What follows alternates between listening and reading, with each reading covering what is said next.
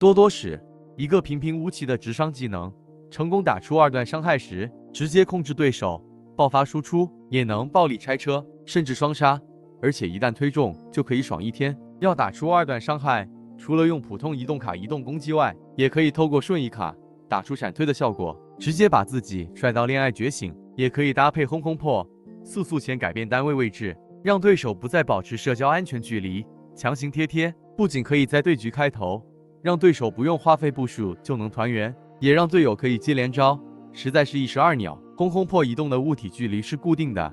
因此若开局想强制贴，当我站在上方，会将轰轰破爆炸中心点放在人物右下角的位置，将对手弹上来后，并走过去调整角度再推，这样对手跟自己是一直线。即便对手意识到在被弹飞后立刻走位，我们也能透过移动卡及时调整相对位置，比较容易修正。一开始抓不准轰轰破的距离，可用练习场的格子来抓相对位置，这些格子的点是固定的，可以用来抓弹跳位置的间距。熟悉后，就可以在各种场合进行强制贴，例如把对手的伙伴往前炸，一次打2个，直接让宝宝巴士都还没发动就回自家车库，把人从雾里挑出来，直接推爆。这个做法针对会回血但自己伤害不够的生物，无法瞬秒的时候可以用，通常是指海格雕。在相同等级或是被等压的前提下，一发推吞无法解掉海格雕，还会让他回血，这时可以用轰加推的连招来处理，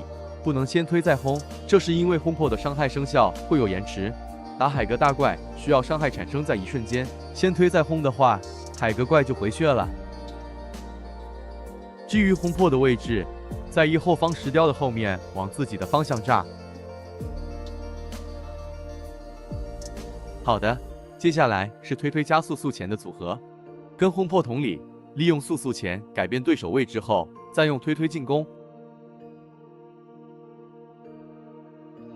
接着我们来讲解瞬移卡加各种指向技的机制。整个哈波的游戏中，指向技搭配瞬移卡可以分成3个组别，推跟无头马一组，终点固定，但起始点可以调整。剩余卡牌除了水喷外，皆可调整起始点，使终点位置也相应改变。还有自己耍边缘的水喷。我们先来看最大宗的指向技，它们的特点就是可以随着改变起始点位置，进而改变终点位置。例如往 A 丢出招式，并在丢招的瞬间往 B 的方向闪去，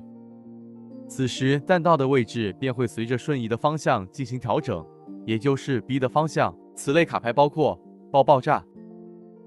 去武器、索命咒、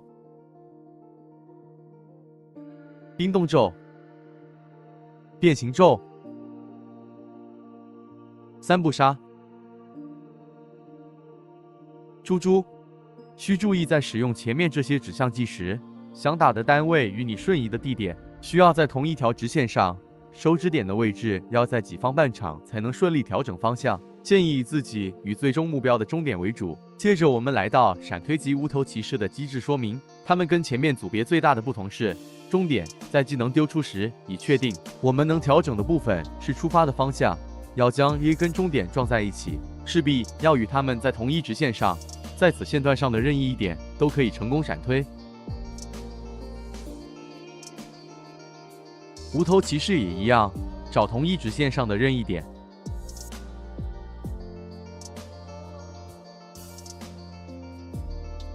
顺便分享我在不熟悉相对位置时如何瞄准的小技巧，一样是透过练习场的格子来定位。可以看到我要推的 A 跟 B， 它们都在直线所构成的焦点上，透过这个焦点去做延伸，我们就可以轻松找到同一直线上的任意点。最后我们来提最离经叛道的水喷。水喷的方向完全不可更改，即便使用瞬移卡，也只是改变你的位置，喷的方向仍旧平行于你一开始的方位。以上这些机制学会以后，真的可以帅死队友，并没有。一起来欣赏。